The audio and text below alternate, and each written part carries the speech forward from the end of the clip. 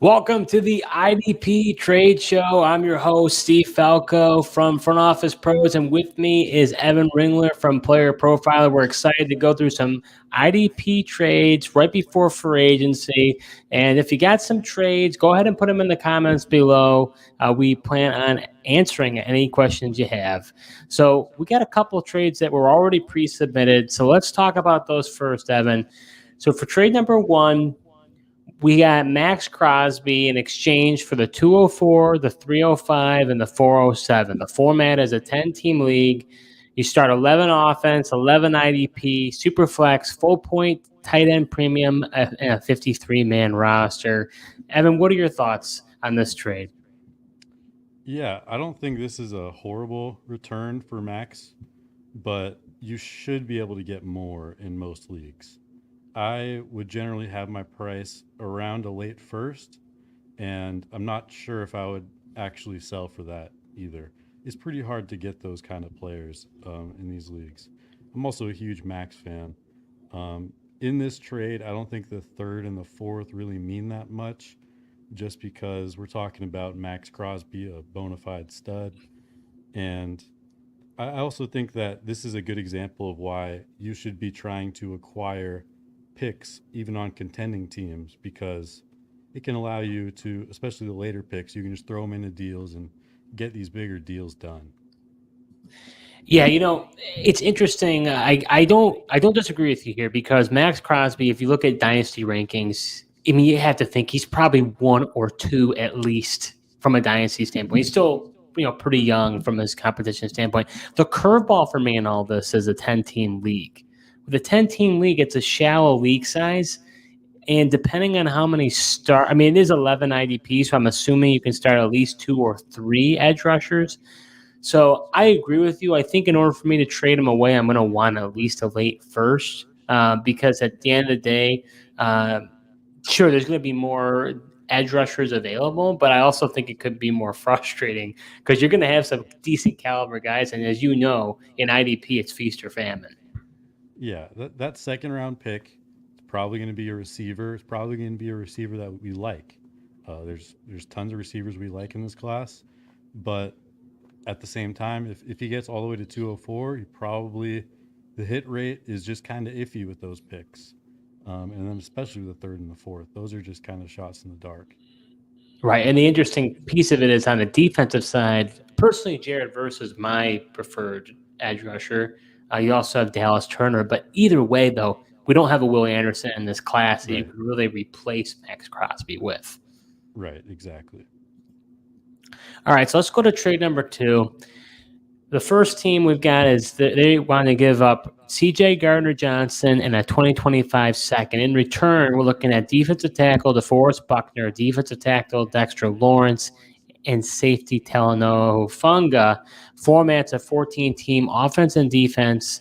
We're going to assume 10 and 10 here, 10 on the offense, 10 on the defense with some inflated IDP scoring. So what's your thoughts there, Evan? I think this is a beautiful deal for the D tackle side. Um, Now CJ Gardner Johnson is great. He's you can expect him to outscore Talanoa Hufanga. However, the injury risk with CJ is real. He hasn't played a full season in quite a while, and Talanoa did also tear his ACL, so that's not, he's not good on the injury front either. But I think that those two are close enough. As far as safeties go, they're really hard to predict. So I think they're close enough to kind of just forget about the safeties and look at it as a 25-second for DeForest Buckner and Dexter Lawrence, who are both bona fide studs at D tackle. Um, Personally, Dexter is my guy this year. I've been getting him in every best ball draft because his metrics are just insane, and Buckner is not far behind either. Yeah, respectfully, I don't really understand this trade. I'm with you. I like the DeForest Buckner, Dexter Lawrence, Hufanga side. Gardner Johnson hasn't been able to stay healthy. Not to mention, he's a free agent. We don't know where he's going to go. He might not come back to Detroit. Is he going to go to Philly? It's a big unknown. He wanted a big money contract last year, wasn't able to get one, signed a prove-it deal with the Detroit Lions. So there's a lot of questions with him. At least we know with Lawrence and Hufanga and Buckner, they're going to be on the team for much longer. Buckner is underrated. I think he's a guy who doesn't get talked about enough. From a performance standpoint, he's not. I'm not saying he's Aaron Donald, but he's in the stratosphere of how many points he's able to get. So if you're starting two defensive tackles and you can get Lawrence and Buckner, I just don't understand the value. Unless the person's a huge Gardner Johnson fan. I don't know about you. I'm not following the logic on this trade. Yeah, me neither. I think I would take the 2025 second.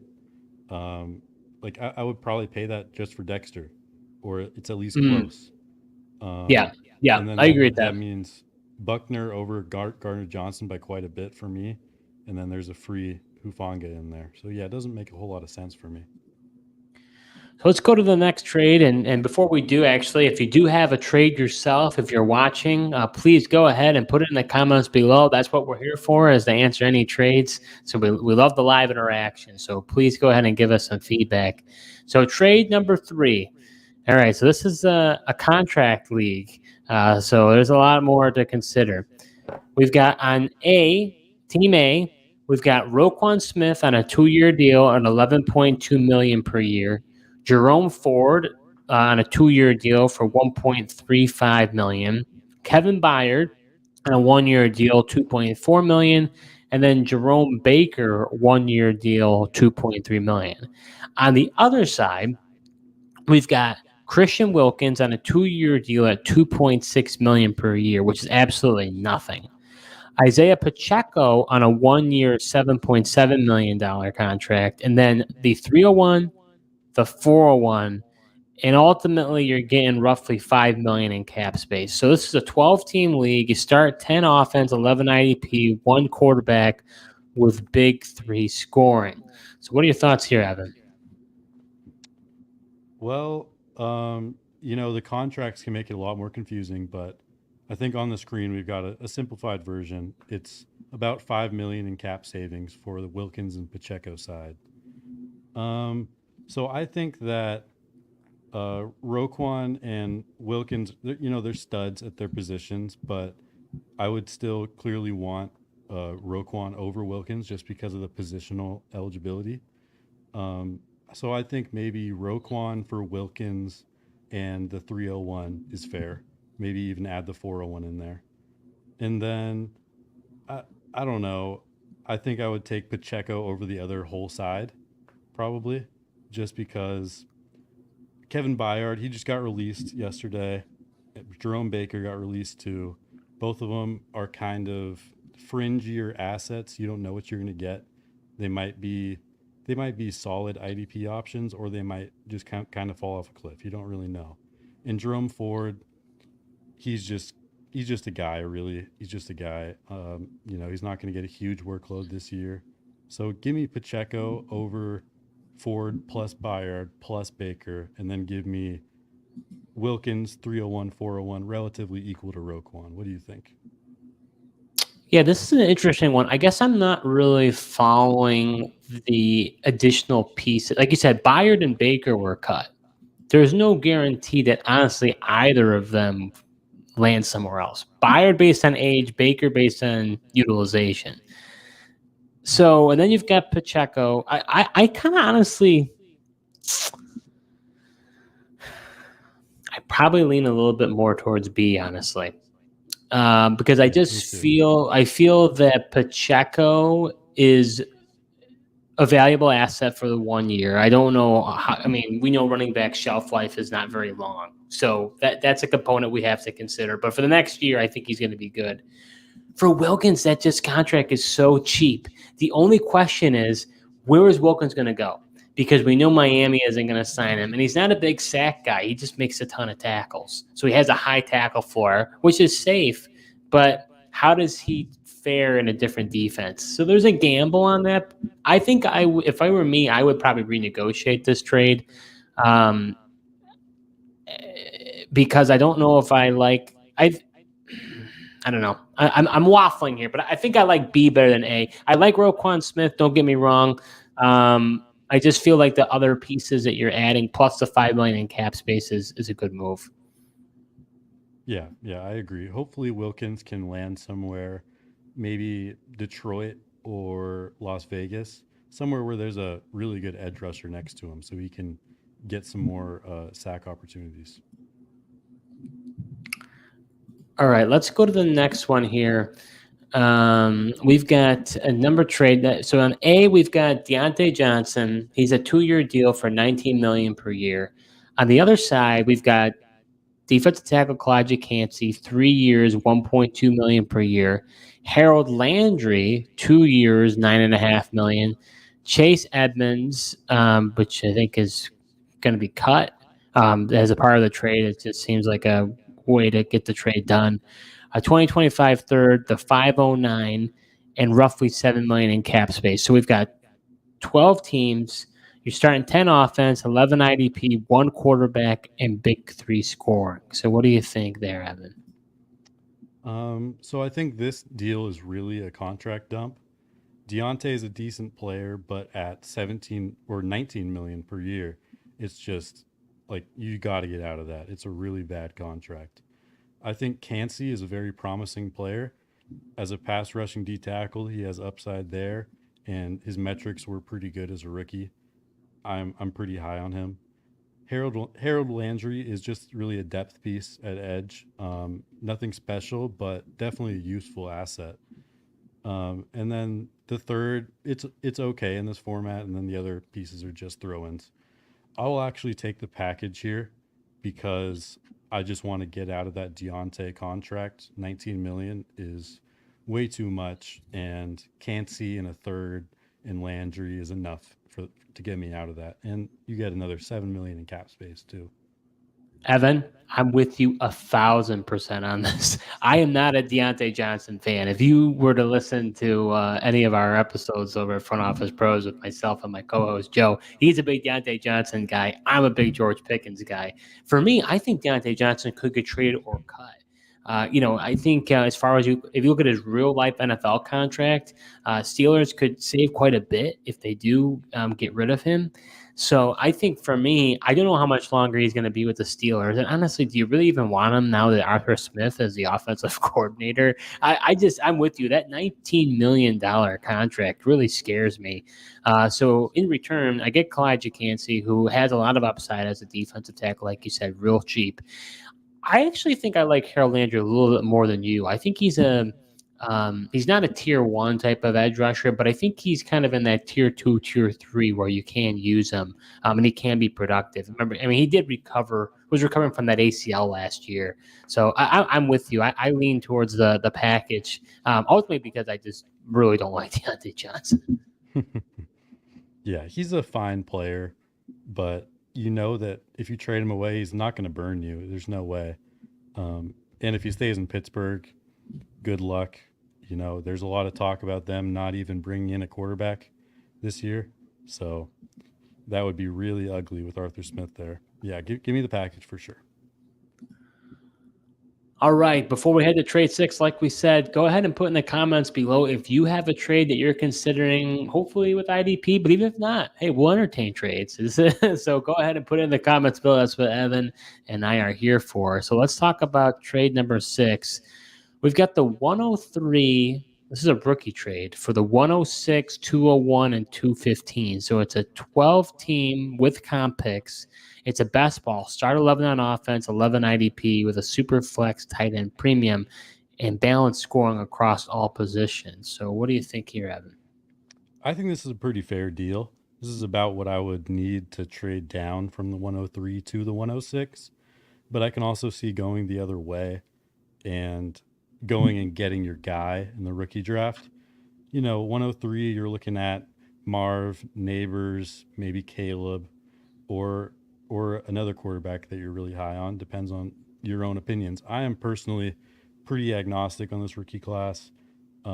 Really? That's a hot take. I see the 106 as, it's closer to the end of the tier. So I like that. I like being at the end of the tier, and I'll take the extra assets. Interesting. I lean a little more towards the studs. So for me, I think, to me, quarterback's always a gamble. So, but I think I like Neighbors, I like Marvin Harrison, and I like Caleb Williams. So to me, if I could leave with one of those guys, I'm doing really good. But you're not, I mean, this is a great class. I mean, at 106, you're looking at possibly Jaden Daniels, if you like him, Drake May, Roma Dunze, or Brock Bowers. And it's this tight end premium. So you really can't go wrong with the 106 or the 103. So I think it really depends on your personal evaluation. If I'm the 103 owner, what's the difference between Caleb Williams and Jaden Daniels and Drake May? Because we don't know the team composition of these teams, right? What is the difference from Roma Dunze to Malik Neighbors? If it's not that much of a difference for you, then I agree. I think this is a fair trade on both sides. I think I probably prefer the 103, but I think you can't go wrong, honestly, either way. Yeah, that makes sense. I think one important aspect of this trade is that it's best ball. In best ball, That's a good point. you usually want to take the side with more assets. And considering that, I think it's a decent package. The 201, you might be able to get a receiver you like too. I'll take the 3 assets over the 1. And it looks like Mason Riney agrees. He said you could get 2 wide receivers and a running back, or even one of the quarterbacks that follow. I like the 3 rookie picks here. So yeah, he agrees with you, and that's a good component there that I didn't think about there, Evan. That it is best ball, so having a couple bites at the apple, especially in this wide receiver class, you could probably get somebody. I would think guys like Xavier Worthy are going to be gone by then, but you're probably looking at. I don't know how people think of Troy Franklin or Keon Coleman. I'm thinking probably McConkey, that's what you're looking at 201 McConkey. Yeah. It's a huge tier. Yeah. There'll be some. All right. Yeah, definitely. All right. So going to the next trade, we've got on one side, we've got Khalil Mack and Mike Evans for Byron Young, Jahan Dotson, and Trey Lance. So this is a 12-team, start 9 offense, 9 IDP. There's deep benches here with a super flex tight end premium and tackle having scoring. So what do you think about that? Well, first off, let's get the junk out of the way. Trey Lance, he's a 0. He might be rosterable in certain formats. This is deep benches, so maybe you keep him around, but for all intents and purposes, he's a 0. Dotson, super disappointing this year. At this point, I think he's a fringe receiver. He's unlikely to be startable, but there's still some hope for him. I think I would definitely take Mike Evans over Byron Young straight up. And then I would take Khalil Mack over Dotson and Lance. So I think it's a smash except for Mack and Evans for me. Although there's a lot of age on that side, and it could go bad quick. So that's interesting. So I do want to just do a side note here and talk about Trey Lance. So there were some rumors at the combine that Trey Lance, there's a possibility that the Minnesota Vikings, if they maybe strike out on Kirk Cousins, they may get Trey Lance. So being that that's the case, let's just say in a hypothetical world that happens. Does that change your mind? Because right now it's considered a 0 from your standpoint. Oh, that definitely changes everything. I don't expect Lance to get a starting job. Maybe he gets traded and is like competing for a starting job next year. That would be a big win for him, honestly, rather than just sitting behind Dak. If he went to Minnesota and was in some kind of competition, that would be perfect, and that might swing me towards that side of the deal because the starting quarterback is very valuable. Yeah, I tend to agree with you. I don't know why. I mean, unless the Cowboys just got him for a rental to then try to get maybe a 3rd-round pick or something when they gave up a 5th, I believe. I don't think he's inherently a 0, especially, again, if you buy another rumor. I know Rich Eisen talked about how that it sounds like that when Jerry Jones says he's all in on the Cowboys, what he means is Dak is entering into a contract year and he's going to let him play out. So depending on how he does or if he gets injured, he has had some injury concerns in the past. Does Trey Lance get an opportunity to showcase himself? So that is a little component I want to talk about, but nonetheless, I agree with you 100%. I definitely go with the Khalil Mack and Mike Evans side. Mike Evans should continue to do well from what we've seen in Tampa, especially if Baker comes back. I would think that he will. All indications seem that way. Mack, I think he could be a cut candidate or a trade candidate because the Chargers in their cap space are not looking so good, and we will be hearing about that very soon. So that's an interesting aspect of this deal. Because if this deal is like, hey, Evan and I recommend this, and you hit accept now, it gets done. Because in 2 or 3 days, we're talking something could happen with Mac. So I don't know what that means. So there's a little bit of an unknown there. So when it comes to timing, this deal I think is kind of important because Mac could be traded or cut, which could affect the perception of that owner who would be receiving him. I would think that they have done their due diligence to look into that, but I think it's a possibility. On the other side, again, I think Trey Lance is interesting. Byron Young obviously had a really good rookie season for the Rams. I don't know if I'm buying him becoming this budding superstar. So to me, I don't feel like I'm getting enough in return. And I'm with you with Dotson. I had a lot of intrigue when it came to Dotson, but man, he was such a dud this last season. And now you got a new coaching regime, and that always scares me. You got Dan Quinn coming in. You've got Adam Peters now as a general manager. So they didn't draft Dotson. Dotson's not their guy. So if Dotson don't believe he fits in the plans, or they feel that for whatever reason they want to move, they want to give. He's got to compete to get a roster spot. He's got to compete to have a starting role. So to me, there's no guarantee with Dotson going forward. Yeah, you make some great points for sure. But you can also see it going the other way if Mac, falls off a cliff this year, which is definitely possible. He's like 34.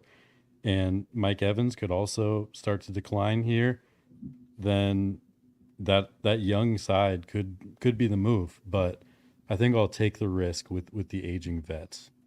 Yeah, I guess in my view, if I'm the owner receiving Byron Young, Trey Lance, and Jahan Dotson, I would exchange those for picks. Yeah. I feel like why not get rookie picks? Why not be able to kind of start over the rookie contract, if you will? You're starting with a rookie, and now that you got 4 years with the team, versus guys like Dotson and Lance, who their careers might be before they even start next season.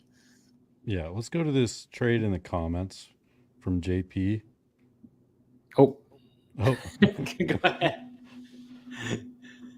Yeah, so we've got JP Gage reached out. Thank you, JP. Any tips? He's got a one quarterback, 12-team PPR IDP. It's tackle heavy. He start 8-8.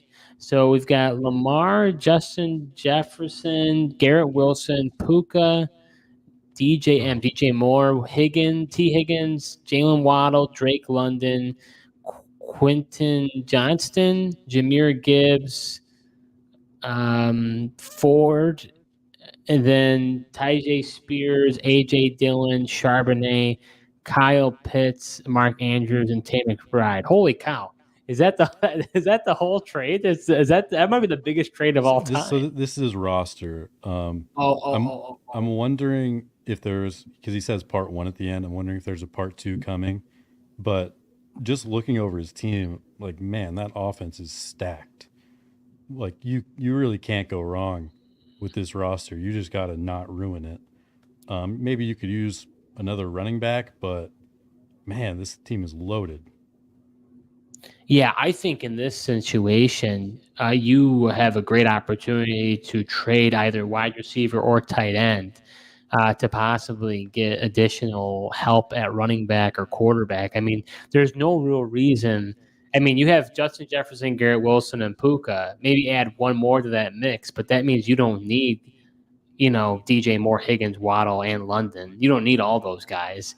For tight end, you've got Pitts, Andrews, and McBride. If you want to have two, okay, but you don't need to have all three. So you're at a luxury in a lot of those areas. So, depending on your return, I don't know what your thoughts are, but I probably would lean towards keeping the really stud players like Justin Jefferson, and trade some of those other lower guys. But if somebody's like, look, I'll trade you 3 first-round picks or something for Justin Jefferson, do you entertain it? I would entertain it, just because, honestly, like, you could replace him pretty easily with this roster. But my first priority would be to trade a tight end. You don't need 3 of the top 5 dynasty tight ends. I hope there's a part 2 coming with the IDP section of this. Should we go back to the other trades and wait for JP to maybe chime in? Yeah, JP, go ahead and chime in and let us know part two here. And then we do Yep. want to mention here for Mason Riney here, he says that Lance with Jetta, Hawk, and Addison could be a good combo if Lance got a real shot. And I agree. I think that would be very interesting. He really didn't get a fair shake in San Francisco, which I know as a 49ers fan, Mace, you would agree on that. Yep. Go Hawks, though. All right, so going over to our next trade. So we've got Christian Watson, Jordan Brooks, 3/4 and a fifth for the 106 and the 306. Format as a 12 team, you start 9 offense, 10 IDP, super flex, 2 tight end, and big play scoring. Yeah, so this is kind of just a lot of stuff for the 106, which is clearly the best asset in the deal, in my opinion. Watson is a good player. I like him, but we don't know if he's going to ascend to that next level. Right now, he's really just a deep threat. He's in a competitive wide receiver room with Wicks, Dobbs, Reed. There's no guarantee that he's going to be the guy there. And then Jordan Brooks, he's a free agent. I think he'll probably find a good linebacker one spot somewhere and be a reliable LB1, LB2 in IDP. But those combined don't really add up to anything close to the 106, in my opinion. And the fourths and the fifth don't really matter. What do you think? I'm going to take the 106 and the 306 side. Yeah. Jordan Brooks is a free agent. So to me, we don't know where he's going to go. And I don't really know. I mean, there's a mixed review on the player himself. Obviously, towards ACL, came back in record time, performed really well. Linebackers scare me. I don't know if they scare you, Evan, but sometimes they just hit a cliff. You For you sure. got like the Blake Martinez of the world. You've got the Joe Schoberts of the world, right? These guys just all of a sudden, if they're not elite linebackers, like a Roquan Smith is somebody I would think of that just, or a Bobby Wagner, right? You see Bobby's still playing at a high level and he's like 34 years old. So is Jordan Brooks going to have this cliff? Look at Shaq Leonard, just hit a cliff, right? I don't even know. He might just be washed at this point. So I'm worried about that part of the deal. And then Christian Watson, he's a guy who he's just in a crowded wide receiver room. They just didn't give him enough target share, in my view. You've got guys like Romeo Dobbs. You've got Jaden Reed. You've got the 2 tight ends. They could even add more to that offense. So I think Watson was a disappointment. So to me, give me the 106. I'm at least leaving probably with Roma Dunze or possibly Brock Bowers, and I would much rather have one of those two. Yeah, for sure. I don't think, like, I would take the 106 over anything on the other side. And then there's kind of just a free third thrown in there. So this one's a little confusing to me too. I'm split on Jordan Brooks. I like him as a player. PFF thought he really fell off a cliff this year. Their PFF grades were pretty bad for him. But I am pretty sure that he's still going to get a starting job somewhere. But who knows how long that lasts? That could be 1 year, 2 years. Maybe he's an actual good linebacker for the rest of his career. We don't really know. It's tough to predict. Yeah, and that's where, again, timing is everything with a trade like this because it's right on the cusp of free agency. We'll probably know what's going to happen with Jordan Brooks here in about maybe even a week from now. So that's one of those things where it's like, are you going to pull this trade off now, or are you going to wait? Would you, if you were this owner, would you accept it right away, or would you want to hold out and see what happens with Brooks? Oh, I would just take the 106 immediately. Just smash. It's not that close for me. Yeah, I would agree as well. I'd say don't let the unknown, because it only can get worse. What if he doesn't get signed? Then that guy Right. with the 106 says, "I'm panicking. I'm not going to do this trade." Yeah, this is a dream deal if you have Watson and Brooks in your team. Watson is one of those guys where you feel like right now you can't get fair market price for him, because if he's on your team, you don't want to sell for less than a first, but you know no one's going to pay a first. So this is a perfect deal to move Watson in. So our next trade here, we've got the Lucas Van Ness and the 205 for Devin White and the 403. It's a 10-team IDP only. So we're going to think around 12 starters here. And similar to a big three scoring. So what are your thoughts there? This is a really tricky deal. Like we were talking about with the last trade, Devin White is one of those guys where, yeah, he's great for fantasy, but we don't know when the cliff is coming. And we think the cliff is coming because the PFF grades are horrible as usual. But as a fantasy producer, he's been pretty good throughout his career. Van Ness, he had a decent rookie year. It wasn't anything special, but he did have a decent tackle rate, although his pass rush metrics were not that good. I'm not sure if he's a long-term guy, but maybe he improves. We don't really know. In my opinion, I think I lean the Devin White side, but I am not confident in either side of this deal at all. It makes it a lot different too because it's IDP only. That 205 is not that valuable. So, what do you think? Good point. So Devin White is a flag plant for me. I am a huge White guy. I mean, look at it. Last season, obviously, he did not do well. I mean, it was really, really bad. But if you look at his previous 3 seasons before that, he was a stud. I mean, in my view, I had him as at least in a conversation of close to a tier 1 linebacker based on his age, based on his utilization. So the question is, did he hit a cliff, like you said, or was it just an off year? Was it just he needs to just go to a different team? And we're curious to see, does he get a prove-it deal? Does he get a longer-term deal? He's one of the players in my mind I am extremely curious as to what happens in free agency. But I'm going to gamble on the upside here. With Lucas Van Ness, we didn't see much from him in his first year. And do we really expect him to become an elite edge rusher? I don't think so. So to me, I didn't see enough. So I've already seen more than enough from Devin White in the past. So to me, I'm gonna roll the dice. I'm gonna go on the Devin White side for me. Yeah, I agree. White as an asset in Dynasty, he's very boom or bust. He's either going to go to zero or he's going to be a top 5 linebacker for years to come.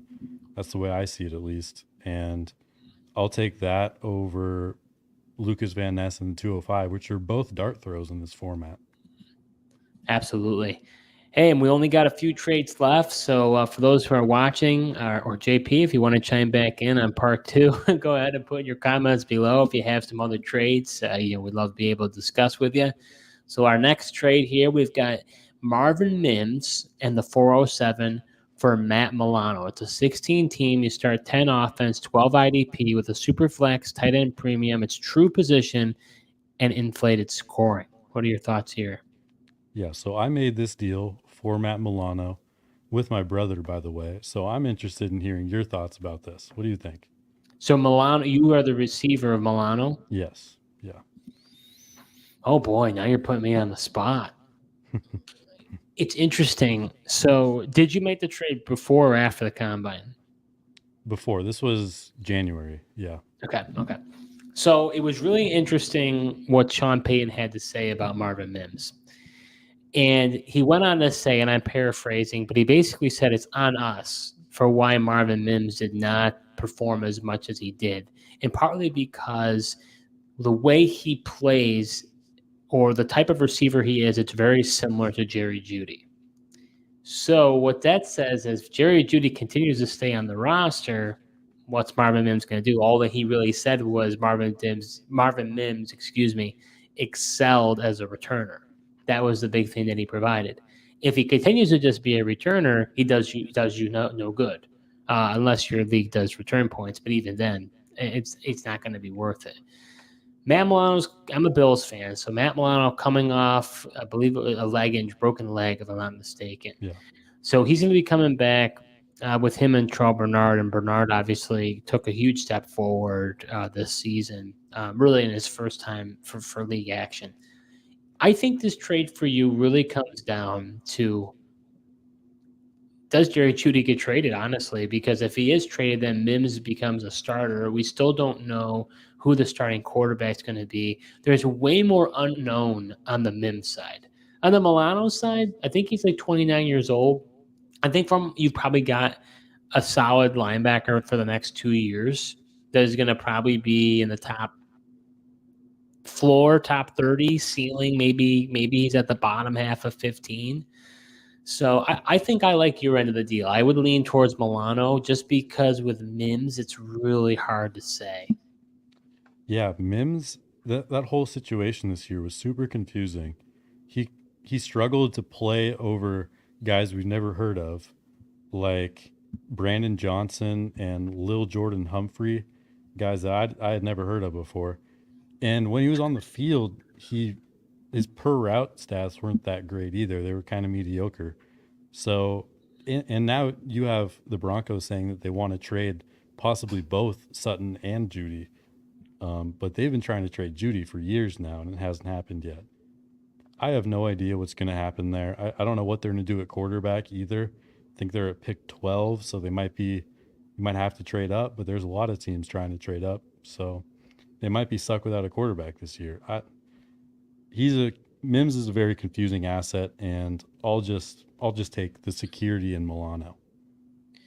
Yeah, I mean, Mace Riney here chimed in and he was saying that will the Broncos wide receiver ahead of him be traded soon if so, the Mims side looks good, but I'd love the move for Milano. When healthy, he's a plug and forget linebacker too. And I mean, if you read it on social media, you did see that Cortland Sutton scrubbed his social media with any Broncos affiliation. I feel probably more confident this, and again, you read between the lines, right? I feel more confident that Sutton is gone than Judy, but I could really see both of them gone. And if that's the case, I guess Mims could be the wide receiver one. But again, who's throwing on the ball, like you said? I think they could rely heavily on the ground. You've got Javonte Williams. I, I don't know. I'm having a brain fart on the second guy. I know who it is, but I'm trying to undraft running back. Jaleel McLaughlin. Thank you. Yeah. So to me, it's like I don't know how much passing volume would Mims even get if he's the wide receiver one. Right. Yeah. I think it's going to be another really ugly season in Denver, especially on their offense. I like Javonte in fantasy, but outside of him, I'm really not a fan of Judy. Sutton's a good player, but like you said, he's probably gone. So I don't know. I don't know how that team's going to be competitive. Yeah, Broncos are there's definitely a transformation there. They're definitely, in my view, blowing it up. So this whole team could look a heck of a lot different. Starting with deciding to take the most dead cap money in, I believe, NFL history by going ahead and just saying, you know what, we're going to wash our hands clean and be done with Russell Wilson. Yep. So we're going over to our final trade. So that means for those watching, if you have a trade after this, that's going to be a wrap. So you got to put your trade in so we can keep talking with you. So we've got on one side, we got TJ Watt and Zaven Collins for Will Anderson, Nakobe Dean, and the 305. So this is a 14 team. You start 10 offense, 12 IDP. It's a super flex, 2 tight end, plus a tight end premium. Scoring is a slightly more inflated than Big 3. So, Evan, what do you think on this one? Yeah, so this trade happened during the season, and I think it's I think it's really interesting because in hindsight, it's kind of a smash for the Anderson side. I think most people would take Will Anderson over TJ Watt in Dynasty. Am I off base with that? What do you think? I don't know. I think Watt's a cheat code. I don't know. I mean, He is, he but is. I mean, with defense, which is so unpredictable. I know, but with defense that's so unpredictable, TJ Watt is a guy who's super consistent. He can literally win you matchups. He's just that dominant, in my view. yeah, I agree. He's amazing. Maybe he plays for another 3 or 4 years. Then the age doesn't really matter in this trade. But Will Anderson had an amazing rookie year. I think we can say with certainty that he's going to be a very good player in the NFL. And I think the part that pushes it over the top is it's the 305 over Zaven Collins. I don't think it's that close, really. And then you have a free Nakobe Dean. Yeah, Dean has never really panned out because he hasn't been able to stay on the field. So he's kind of a tough one. And with Zaven Collins, he's been a tweener. He's been an edge rusher. He's been a linebacker. So it's really tough to say about him. So I'm not really enthusiastic about Collins or Dean. So I'm kind of probably with you. The 305 is more interesting to be able to pick again. But here's the thing. In my view, this is not – I've been doing IDP dynasty type of leagues for probably the past 5 years. This might be the weakest defensive draft that I've seen in the past 5 years. I don't know what you think about that. Yeah, I think I've been playing for 4 years and definitely the weakest for sure. Not even close. So, I mean, because there's no dominant edge rusher. I mean, I think Turner and Verse are interesting, but I don't think that they're on the caliber of like a Will Anderson. Defensive tackle, I mean, I like Johnny Newton, and there's some other interesting players like Byron Murphy, I mean, that are okay. Linebacker-wise, maybe like Peyton Wilson. And then I do like Tyler Nubin, the safety. And then corners usually are kind of the forgotten man. So it's like there's not a lot on the defensive side. I think this trade ultimately could work out for both parties. If the TJ Watt owner that received him is a competing team, there's no question that Watt right now is giving you more points than Anderson. So he could lead. I think he could allow you to win a championship. On the Anderson side, I'm with you from a dynasty perspective. He's going to be around for probably 10 plus years, and he's going to continue to play at a high level. So I think ultimately it's a fair trade. I think it really, sometimes we think about like who wins the trade. There's a clear winner between A and B. I think it's more so if TJ Watt team's a contender and the Will Anderson team is kind of, he's kind of been rebuilding. I think it's a win for both. Ultimately, if you told me longevity-wise, I don't blame you. I think Will Anderson is the better asset long-term. Yeah, I just see TJ as risky because of his injury history. But you're right. If he can just stay healthy for one more full season, that might just get you a championship. I think he's definitely in play at the 101 in best ball drafts this year. I'll probably mix him in at my 101 picks because you can't miss on TJ. If you fade TJ, then he stays healthy. Well, you're going to have trouble winning many leagues because he can be a true difference maker doing like Christian McCaffrey type stuff in fantasy. Absolutely. Well, thanks so much for everyone who joined the IDP Trade Show. We're going to be doing this on a monthly basis now. I'll be here with you, and I'm excited to go through your IDP trades.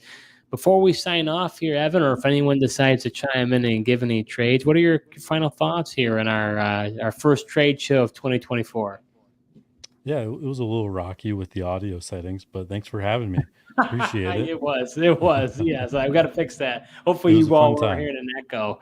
That would have been, hopefully that's not the case. It was a lot of fun. This is one of my favorite times of the year, heading right into free agency. You've got some big names. We talked about Christian Wilkins, going to be a free agent. Jordan Brooks is going to be a free agent. There's a lot of really interesting players that are going to be hitting the market. We saw Xavier McKinney didn't get tagged. So I'm excited to see the shake-up, this free agency. And then we got the draft not too long. So it's going to be fun. Yep, exciting times. Thanks for having me. Yeah, absolutely. And thank you, everyone, for watching. And we'll be back next time. Thanks so much.